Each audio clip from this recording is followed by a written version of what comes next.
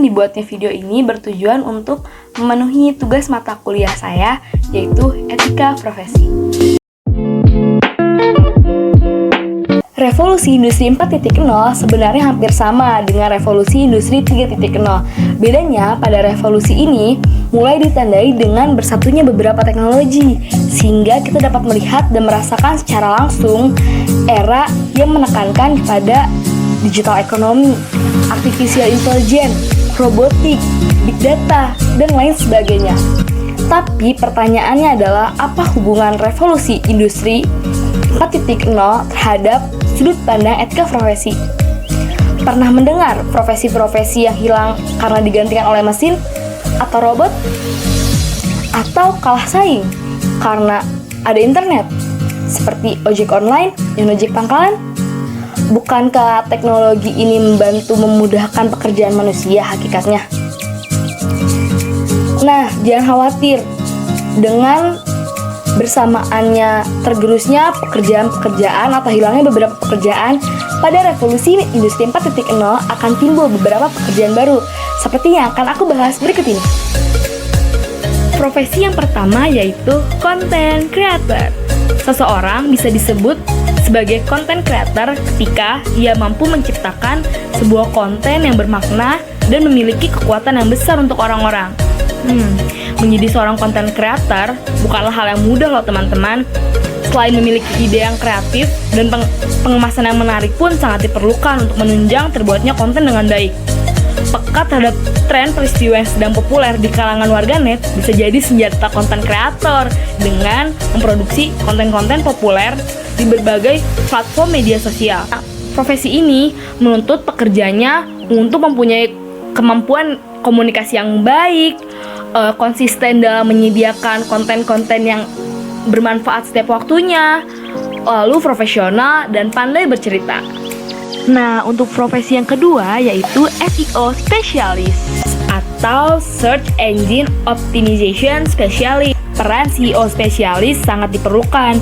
Seorang CEO spesialis bertugas mengoptimisasi website sedemikian rupa sehingga website tersebut berada di halaman pertama saat pencarian Google. CEO spesialis harus bersaing dengan CEO spesialis website lain atau website pesaing. Selain itu, seorang CEO juga harus mampu mempelajari dan mengupdate informasi mengenai algoritma Google. Nah, masuk profesi yang ketiga, yaitu web developer dan developer software. Pengguna internet semakin hari semakin banyak.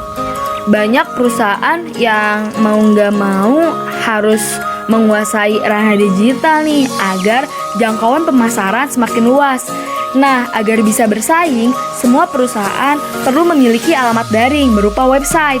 Disinilah peran jadi seorang web developer sangat dibutuhkan. Web developer adalah seorang yang menciptakan aplikasi berbasis web dengan menggunakan bahasa pemrograman. Peran web developer adalah sebagai penghubung dari semua sumber daya yang akan digunakan pada sebuah website. Nah, untuk developer software hampir sama dengan web developer. Developer software juga bertugas mengembangkan suatu software menggunakan bahasa pemrograman. Bedanya, yang dibangun adalah sebuah aplikasi. Kalau kamu sering lihat di smartphone, ada berbagai macam aplikasi yang kamu gunakan setiap hari. Nah, itulah hasil kerja dari seorang developer software. Nah, tadi itu sebagian kecil dari profesi yang muncul atau baru pada revolusi industri 4.0. Era ini harus disambut dengan konsep dan strategi yang matang. Negara harus mempersiapkan sumber daya manusia yang mampu melakukan pekerjaan-pekerjaan yang tidak bisa dilakukan oleh robot atau kecerdasan buatan. Nah, disinilah peran penting etika profesi. Pekerjaan yang dimaksud memerlukan keahlian, pengalaman, kreativitas, imajinasi, kerja sama tim, kebijaksanaan, komunikasi secara persuasif, memahami emosi seseorang, membuat keputusan dalam sebuah dilema etika, complex problem solving, emotional intelligence, people management, critical thinking, kreatif, dan inisiatif.